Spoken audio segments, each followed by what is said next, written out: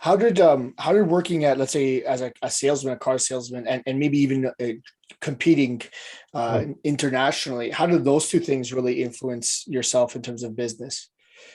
I suppose the one thing that the competing would say influenced me business wise would have been focus, because the one thing I would say to people is, if you're in a sport that is like taekwondo, like boxing, like any of these sports, they are very physical. There's a very, very demanding process in these. You're going into the ring for somebody that could potentially hurt you. So there's a fear factor there. So there's always going to be a very, very strong work ethic if you want to be very successful in these sports. You know, it's that's something that's really, really, really, really kind of stood to me, because down to years and years of training and dieting and making weight and then going internationally and you're representing your country, there's a lot of pressure there.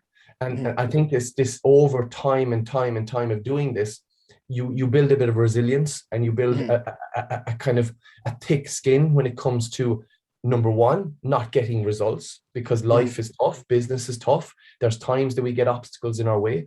And I think with competing as well, there was many times I traveled to countries like Azerbaijan, a long way away, competing, and then suddenly you're coming back after 6 minutes of fighting and you didn't get a result because you didn't progress in the tournament. And then you've got your coaches. So you have people that you're trying to obviously hit a standard all the time. So with business, that kind of, I was the same when it came to my business, my premises, as people that know me and the coaches who work for me. There's a standard we have to adhere to, and that goes across the coaching platforms, the educational platforms.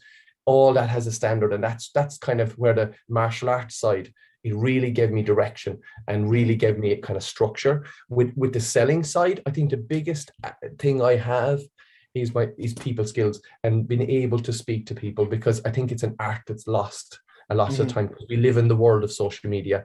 And I think when I was selling cars, I really enjoyed it. I loved meeting people, and I use an awful lot of the kind of the kind of processes I used in selling a car when I'm consulting a client now. Using certain words, talking to them, being open with them, trying to find out their background story, because when you're trying to sell somebody a vehicle or a car, you're just looking at their family. You're looking at, okay, what's the blueprint here? What's the background of this person? Have they kids? Have they not kids? What's the wife?